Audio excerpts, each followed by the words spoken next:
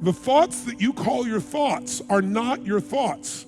They are the mind, not your mind, the mind. I know this sounds simplistic, but if you can start to identify that thoughts don't hurt you, it's the thoughts that are stressful that you believe that hurt you.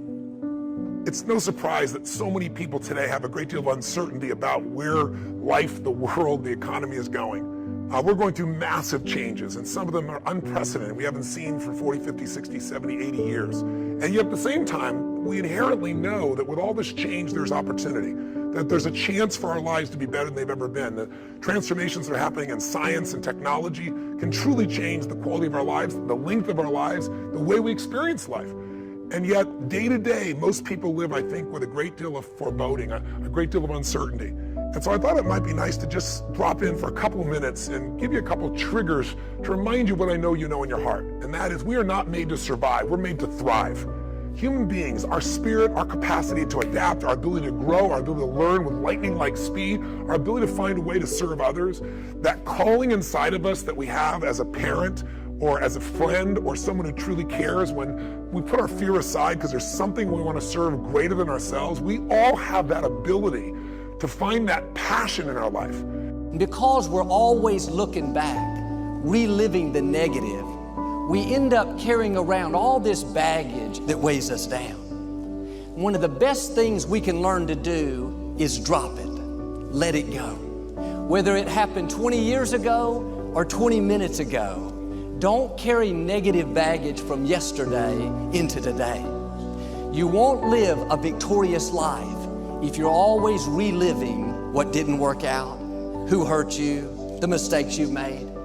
The reason it's called the past is because it's over. It's done, it's history. Now do your part and let it go. I'm going to talk to you about just the simple core of what you and I are made for. We are not made to survive. We're not made to manage our pain or get through it. We're made to be creators of our lives. We can create anything we can dream about, we can create. And I know that sounds like positive thinking, just BS. But in your soul, there have been times in your life, I know, when you've had something that you wanted so much. Maybe you wanted something for someone you care about. Maybe you wanted something for yourself. But you became so obsessed with something, achieving it, experiencing it, whether it was a transformation, in yourself, a change in your business, making a certain amount of money, getting a job, increase of some position increase. Maybe it was doing something for your mom or your dad or your kids. Somewhere in your life, you've gotten obsessed enough to really want to create something that you may not even know how you were going to do it, but you just wanted it, desired it, that you started all of a sudden taking action and you got insights. And before you knew it, what used to be just this impossible dream became a reality. Is it fair to say that at some stage in your life that there are some things today in your life that were once just a dream or a goal, that once seemed difficult or impossible, whether it be the job you have or the relationship you're in and might be taking for granted? Is there anything in your life today that was once like that? Well, then you and I are creators. And very often when we get overwhelmed by so many things that we feel out of control by, we start getting into being managers of our life, managing our pain, managing through the situation. So every day you have to sell yourself and get out of your mind those old thoughts, that old belief system. Every day you've got to sell yourself on that it's possible. That you got to put a new mind in you. You got to get out of your mind. You got to begin to restructure your thinking. Every day, you've got to begin to recondition your mind. So my purpose here is to say, what does it take to thrive once again? The key to thriving is you've got to allow yourself to be able to take advantage of uncertainty. Yes, the world is uncertain right now. Uncertainty is change. Change is life. We both know that. We all know that. But if you and I are going to become masters, we have to understand that we don't have to work on change. Change is automatic. Progress is not. If you and I are going to make progress, whatever stage of the year you're looking at this, progress comes when you tell yourself the truth and you're able to feel the uncertainty and take action anyway. Here's an important point. Nothing works the first time. When you try something new, it probably won't work. When you try something new several times, it probably won't work. And the turning point in my life came when I would hear good ideas and I was so eager to be successful in selling. I would run out and try the ideas and they wouldn't work. I'd try a way of getting an appointment or answering an objection or closing a sale. It wouldn't work. And my natural response, and I think just to be disappointed. And then I realized nothing works at least the first few times. So I decided I would try a new idea 5 or 10 times before I passed judgment on it. I would not just try it once and quit like most people do, and that changed my whole life. It was a turning point in my life because I realized from then on, if you've got a good idea and you've got a good goal and you want to double your income and improve the quality of your life and you have to try new things in order to get new results, it's not going to work the first time. So you say, well, that didn't work, try something else and try something else and try something else. Now, if you try, only 2 things can happen. What are they? Succeed or fail. If you succeed, you do more of it. If you fail, you learn from it, get smarter, and try it again. So you cannot lose by taking action. You can only lose by not taking action. The thing that stops us all is fear. It's no surprise. Fear of failure, fear of rejection, fear of the unknown, fear of not looking good. And that fear we could translate into the simple thing of uncertainty.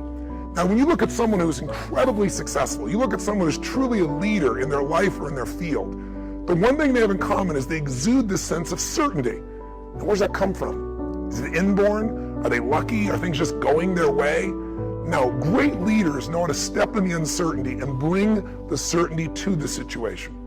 Most people in life, we really feel like the level of stress in our life comes to how much of life do you feel like you control, or how much does life control you? Do you tend to control more of what's going on, or events controlling you? It's very easy to have those events start to take control unless we take control of what's between our ears, our own mind. You see, what you and I focus on massively affects how we feel, whether we're thriving or surviving. If you focus on what you can't control, if you focus on the past, if you focus on what's missing from your life constantly, that pattern of focus will make you frustrated, overwhelmed, depressed. It won't even matter if you're, taking antidepressants. If you keep focusing on what you can't control, what's missing from your life, you're going to feel depressed still. You can take as many antidepressants as you want. Focus equals power. We've got to change ourselves. We've got to build a new image, a picture in our mind. We've got to see ourselves the way we want to be, and then we have to live with it. You go to the gym, workout, that's what you do. You build a picture of how you want to see this arm, and you build that picture, and then you build the body. Well, you build the life in your mind. Take your pen and write out how you want to live. And always start by writing, I'm so happy and grateful now that. And the second you write it, you've got it intellectually. The moment you impress it upon your emotional mind, you've got it emotionally. And it's only a period of time till it manifests on the physical plane. Yeah. Spirit works from a higher to a lower potential. If you want to thrive, you got to focus on what you can control. You got to focus on the difference you can make. You got to focus on what's already in your life that you're grateful for. And I have a little process here at the end that's my gift to you, which is just a simple ritual that can bring you back to this place.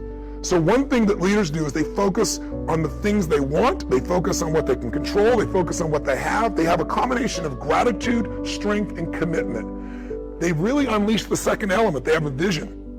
They have something that they're after, something they want to create, something they want to contribute, something they want to give, something they want to make happen. And that's when you become a creator again instead of a manager of life.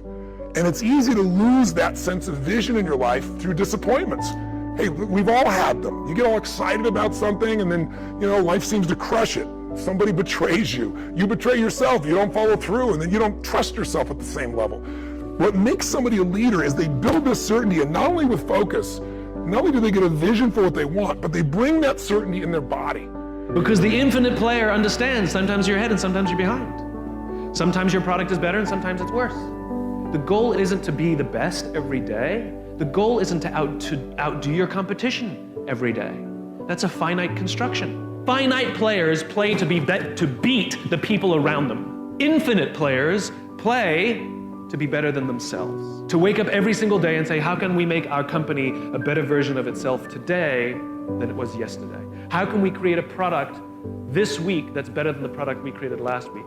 We also have to play the infinite game. It's not about being ranked number one. It's not about having more followers on Twitter than your friends. It's not about outdoing anyone. It's about how to outdo yourself. It's about how to make sure that the work that you're producing is better than the work you produced before. You are your competition. And that is what ensures you stay in the game the longest. And that is what ensures you find joy. Because the joy comes not from comparison, but from advancement. Listen, if you've ever been to one of my live events, you know that one of the greatest things about, let's say, Unleash the Power Within is you go through a weekend where you literally train your nervous system to have certainty. I mean, how the heck do we get people to storm through fire? It's not about firewalking. It's about getting yourself to be able to take action in the areas of your life that normally you would more than hold back, where your brain would take over and say, I can't do this, are you crazy? Somebody else did it, but not me. What we do is get people in a state where you're going to follow through, where you're going to face your fear and do it anyway. And the way we do that, besides changing people's focus, showing how to direct and control that focus, is also by learning how to use your body as the tool to change your state.